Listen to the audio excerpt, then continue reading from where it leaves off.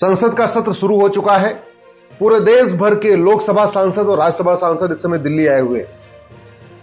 मैं भारत के सभी पत्रकारों से और न्यूज एंकर से निवेदन करता हूं, आप एक बार सांसदों का इंटरव्यू करके पूछिए कि भारत में जस्टिस विद इन ईयर कब लागू होगा।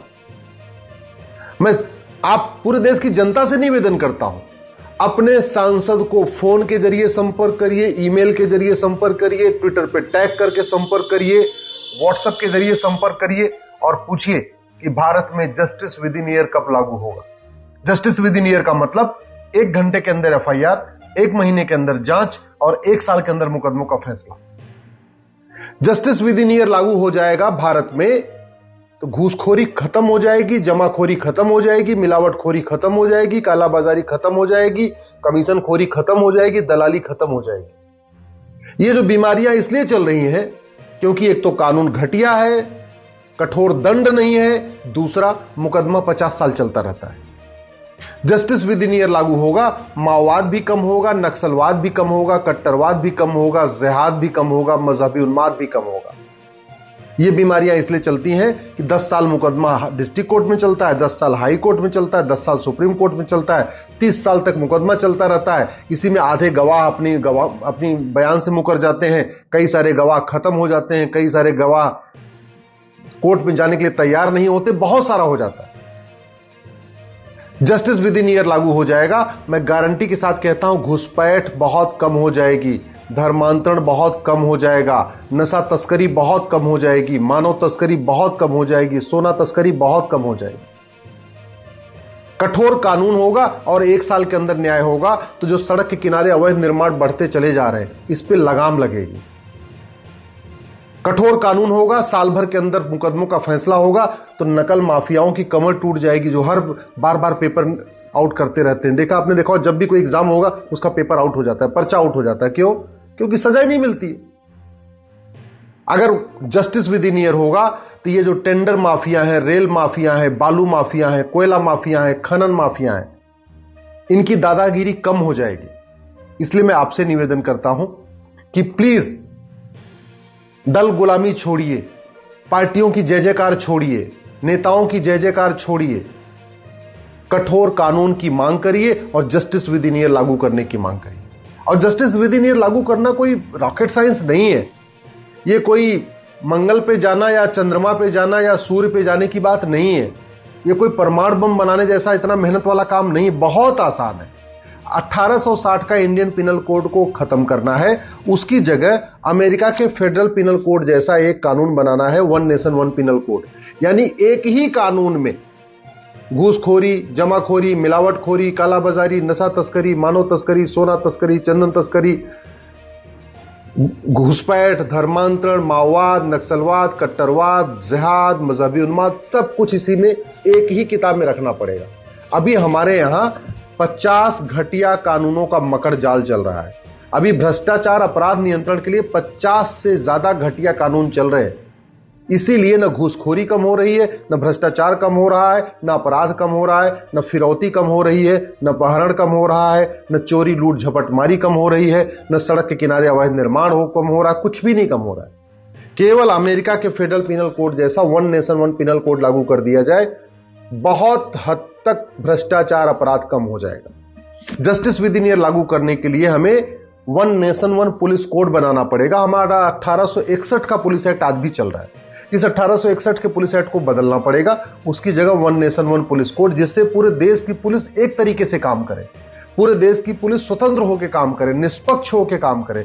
अभी पुलिस सत्ता की गुलाम बनी हुई है और उस सत्ता की गुलाम इसलिए बनी है, 1861 में जो अंग्रेजों ने कानून बनाया था वो बनाया इसी तरीके से था कि अंग्रेज जो चाहेंगे पुलिस वही करेगी और अपने मन से कुछ भी नहीं कर पाएगी।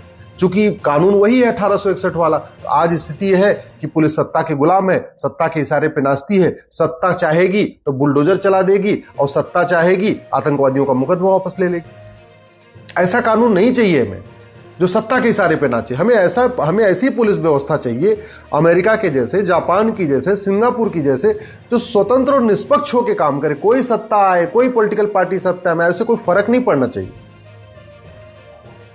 जस्टिस विद इन ईयर लागू करने के लिए हमें 1872 का एविडेंस एक्ट बदलना पड़ेगा, नार्को पॉलीग्राफ ब्रेन मैपिंग कानून बनाना पड़ेगा, हर जिले में narco test, polygraph test, brain mapping test करने के लिए एक लैब बनाना पड़ेगा। और ये कोई रॉकेट साइंस नहीं है, एक लैब बनाने में 1 करोड़ रुपए का खर्चा आएगा।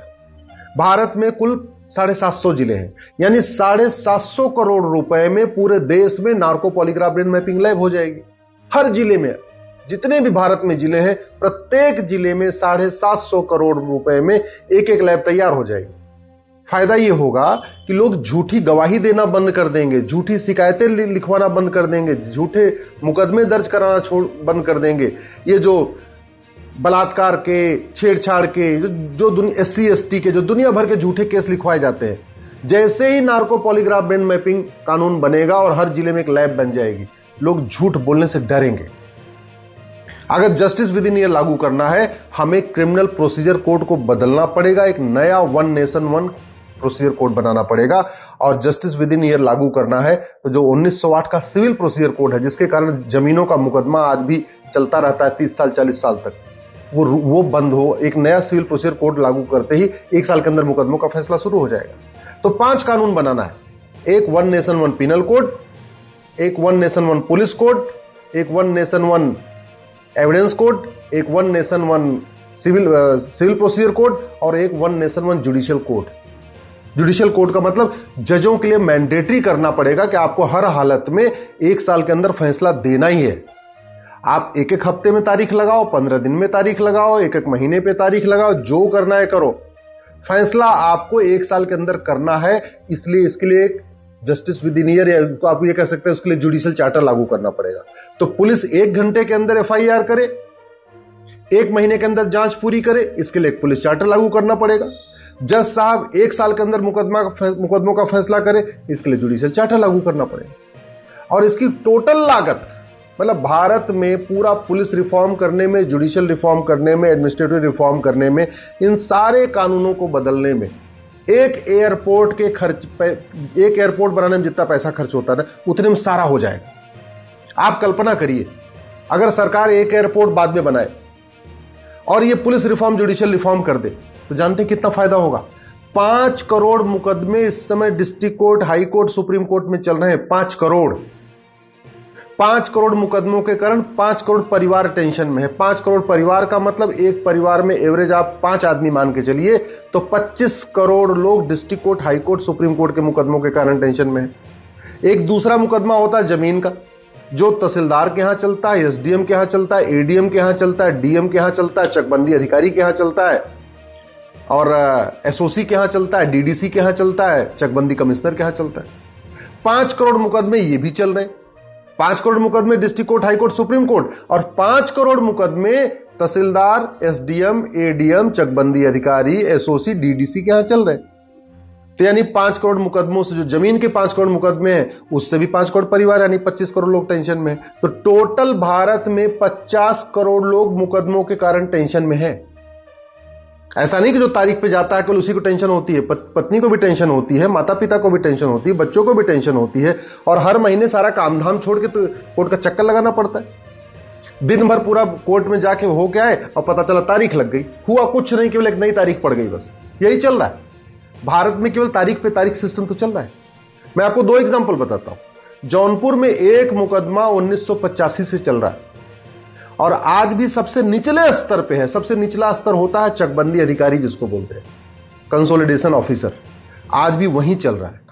पंचकुला में एक मुकदमा 25 साल से चल रहा है, एक कर्नल कबोत्रा है, उनका मुकदमा आज भी सबसे निचले स्तर पे है। सोचिए जरा, जौनपुर का मुकदमा 35 साल से अभी चकबंदी अधिकारी के यहां, उसके बाद SOC के यहां जाएगा, फिर DDC के यहां जाएगा, फिर हाई कोर्ट जाएगा, फिर सुप्रीम कोर्ट जाएगा। इस स्पीड से तभी 50 साल और लग जाएंगे, यानी 85 साल के बाद मुकदमे का फैसला होगा। इसलिए अगर आप मेरी बात से सहमत हैं, इस वीडियो को अधिक से अधिक शेयर करिए, अपने सांसदों को टैग करके ट्वीट करिए, अपने विधायकों को भेजिए, और अगर आप किसी जज को जानते हैं तो जज को भी भेजिए, किसी IAS IPS को जानते हैं तो उसको जरूर भेजिए। दोस्तों प्लीज कमेंट करके बताएं कि आपको वीडियो कैसा लगा। वीडियो को लाइक और सब्सक्राइब करना ना भूलें। धन्यवाद।